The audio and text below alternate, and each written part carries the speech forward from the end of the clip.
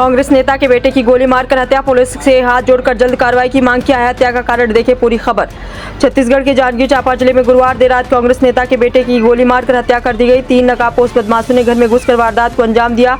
Murder के बाद आरोपी मौके से फरार हो गए, जिनकी तलाश की जा रही है। मामला बेरा थाना क्षेत्र के करही गाँव का है। घटना सीमेंट रेत व्यवसायी और पूर्व ब्लॉक कांग्रेस अध्यक्ष शम्मीलाल कश्यप के घर की है। देर रात 12:30 बजे बदमाश घर में घुसे और परिवार के सदस्यों को निशाना बनाते हुए अचानक गोलीबारी शुरू कर दी और इस दौरान उनके बड़े बेटे आयुष कश्यप को 2 गोलियां लगी, जिससे उनकी मौके पर ही मौत हो गई, जबकि छोटे बेटे की हालत गंभीर बताई जा रही है।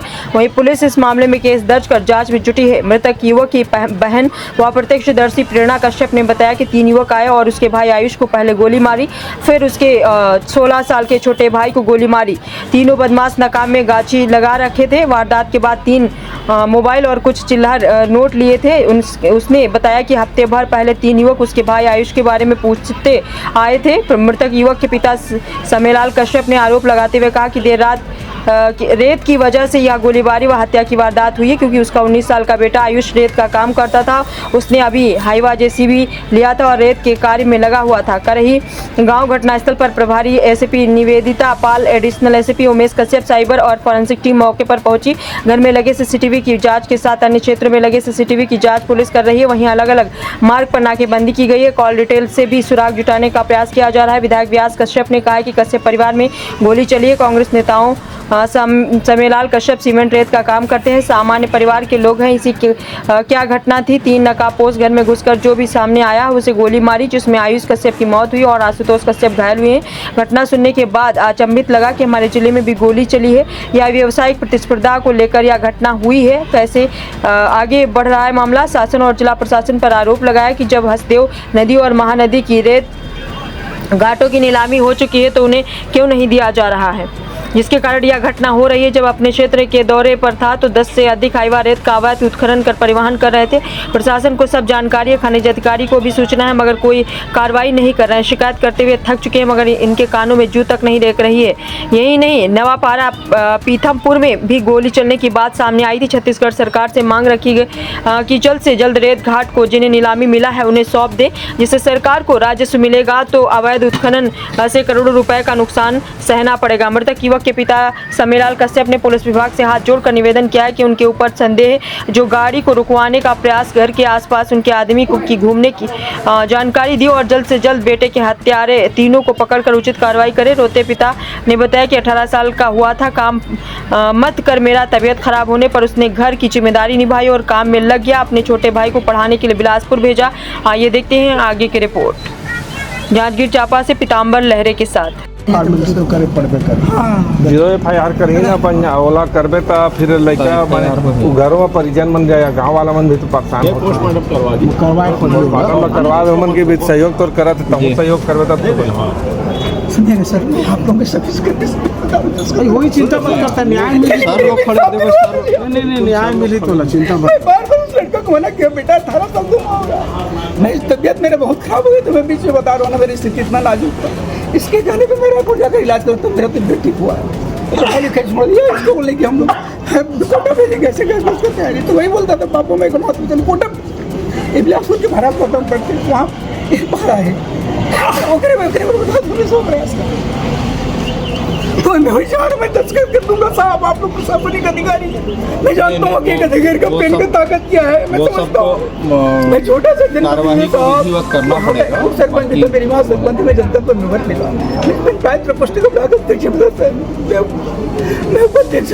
मैं जानता हूँ सिर्फ अधिकारियों को पेन का ताकत क्या है, मैं अच्छी तरह से बता रहा हूँ, समझ रहा हूँ। लेकिन क्या करूँ, मैं दिवस होना चाह रहा हूँ, मैं समझ रहा हूँ। मैं आप लोग बातों का नहीं करता, लेकिन वादा कर दीजिए मेरे को इंसाफ दिलवा दीजिए। बिल्कुल बिल्कुल, दोनों महोदय लोग जुटते हैं, आप सामने हैं, है ना। 3 दिन पहले मेरे बच्चों को लेकर इनके घर गया था जी।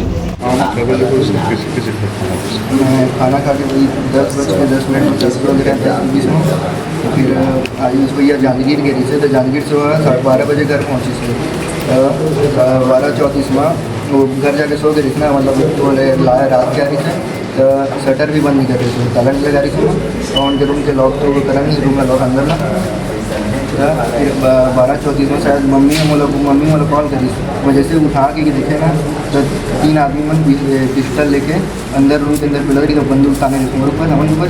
तो हम जैसे उठे तो मैं उठे तो मोर को उठे गए तो मोर एक रोड फायर करी मोर ऊपर ये हाथ में पड़ी थी जला हुए में पड़ी से।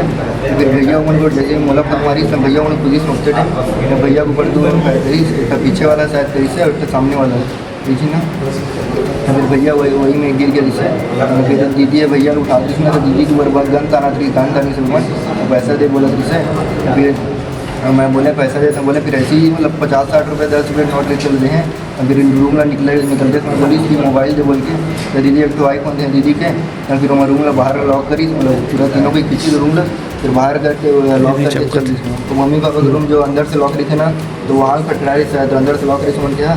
फिर बाहर वूमन के रूम ला बाहर लॉक कर दी थी। चल फिर हमारे चाचा के बेटा मैं कॉल करके खुलवाए बाहर। अच्छा तो किसने जैसे काका लगा रहे से कपड़ा अपनी ऊपर स्काफ तो पहने स्काफ पूरा मुंह से ढके रही से।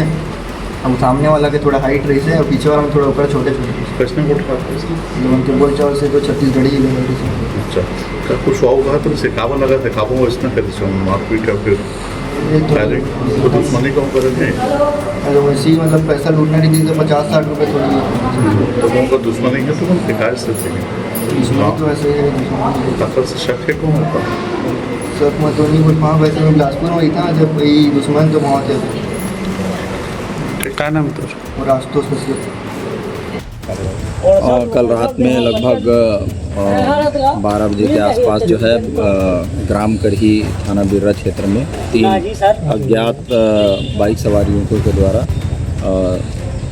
एक घर में घुस करके 2 युवकों के ऊपर फायरिंग की गई है जिसमें एक युवक की मृत्यु हुई है और एक घायल है जो खतरे से बाहर है।